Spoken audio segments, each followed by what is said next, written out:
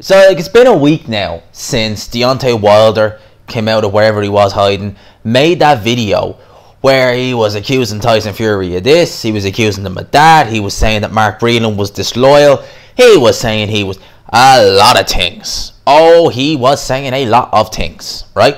Now, we were waiting for Tyson Fury to respond, and he has responded. He has come out and he has called, I'm quoting what Tyson Fury said here, I believe it was an interview with ESPN. I could be wrong about that, I don't have the actual article with me. But he basically just called Deontay Wilder a Muppet. He said first it was the suit, then it was the gloves, now it's an inside man in the team who spiked them. Basically saying what we've all been saying, that the excuses from Deontay Wilder at this stage are just pathetic. You know, and Tyson Fury, he's he's calling him a Muppet, yeah, but he could be saying a lot worse. And what I mean by that is he could be saying, you know, here, talk to my lawyer, seriously. Because the allegations Deontay Wilder's made against Tyson Fury are serious allegations. You know, he's essentially saying that Tyson Fury went in there with an egg weight object in his glove and essentially caused grievous bodily harm. Now, if that is true, right, and Deontay Wilder has proof of that, you shouldn't be coming out saying, I want my trilogy fight, I want this. You should be going to court and suing him for assault, which is what it is. We have seen glove tampering in the past. If we remember, Panama Lewis tampered with a pair of gloves. I forget the fighter's name, but I know the fighter who was on the receiving end was Billy Collins, and it damaged him very badly, like very badly.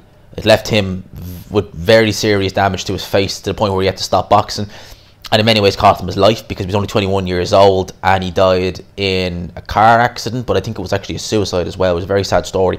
That was glove tampering that caused that. I forget the fighter's name who it was, but I know Panama Lewis was the coach, and he had a reputation for being a less than clean character. Panama Lewis did. So if that was the case, then why isn't Deontay Wilder taking Tyson Fury to court? And when I say Tyson Fury should be using allegations like talk to my lawyer, he should, because Tyson Fury knows that's not true. The Nevada State Athletic Commission come out and said that's not true. That's slander. That's defamation of character. That's a serious claim Deontay Wilder's made. So if you make serious claims like that, you want to back them up, because there are people out there, like, you know, I'm not saying Tyson Fury would do it, but I know imagine Deontay Wilder came out and had a go with a certain promoter and he made false allegations towards him. Well, I can imagine that certain promoter would be jumping at the chance to sue Deontay Wilder. You know what I mean? So when you make allegations like that, you want to make sure they're true, because you could get your arse sued fairly quickly. So Deontay Wilder, when he's coming out making statements like this, and then when he's saying statements like, you know, I was spiked with muscle relaxers, but you failed or you passed all your drugs tests. You know, Fury calling Wilder a Muppet. Yeah, he is a Muppet. You know, I think that's fair to say. He is. The excuses are crazy. Letting the contract run out and then calling him out is silly. Deontay Wilder's team is just a bunch of yes men. He has that little child of a brother, Marcellus Wilder, who, the more you see of him, the more you hear of him, the more you he's even worse than Wilder. You know, I mean, this was a guy when he fought William Dietz. Can't find footage of that fight. And then he goes, and I was watching that fight. Dustin Long was the guy's name. I was watching that fight only the other day. That knockout, I remember Hatman saying that knockout punch didn't look like much. And I'd forgotten about the knockout punch, to be fair. But when I went back and looked at it, I was like, yeah. It genuine, like, some shots can be innocuous, but then you realise they can be devastating. But that just looked innocuous. That didn't even look like he even fully rotated. It just looked like a little, like, there you go. Oh, he's knocked out. That's what it was kind of like. It was just kind of like, he's knocked out. Alright. That was kind of how that was. So, the whole Wilder team, I mean, they're just, well, Wilder is not the sharpest tool in the box. And surely Finkel, Al Haim and JD is, they are looking for a Tyrell Big style cash out. You know, I've said that before. They are looking for a Tyrell Big style cash out. Be like, the hell with it. He's not going to do anything.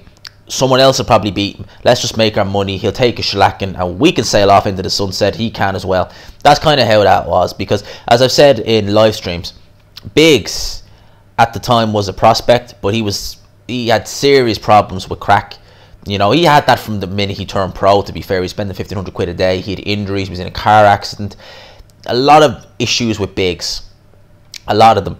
And he looked shaky in performances like against Ronaldo Snipes, where he really should have won that fight by a knockout, but he didn't. He ended up having a close decision with Snipes. He went in there against David Bay. He looked terrible against David Bay. Go and watch that fight. He was getting back. He was on the verge of getting stopped against David Bay, realistically. And he found the right hand, was able to take David Bay out. And then he had one fight after that, but then he fought Tyson. And, I mean, like, he should never have been in the ring. He only had 15 fights. He looked terrible for most of them. Should never have been in the ring with Tyson. Got battered over 7 rounds. And that was, well, he still fought. Like, he fought Damiani in his next fight, and he lost that too. So, but he was done after that fight. I mean, that was the last we really properly heard of Tyrell Biggs after that. That was a cash out by the Doofus. Something similar will happen here with Wilder if they get a Fury fight, which I don't think they will at this stage. So, that is what that is. Gotta leave it here. Smash the like button, people, if you haven't already. I hope you enjoyed the video. If you did, please, you know, comment below, leave a like, you know, the hashtag King of Ripped Jeans, hashtag G-Man's Rocks, all that good stuff, you know. You gotta like, I love that one. I love the hashtag G-Man's Rocks. That's the best. But, you know, comment below. Let me know your thoughts on Tyson Fury, Colin, Deontay Wilder and Muppet. Leave it in the comment section. Hope you enjoyed the video. If you did, please like, subscribe, of course, if you're new to the channel. As always, hope you enjoyed it, peeps. I'll talk to you. Peace.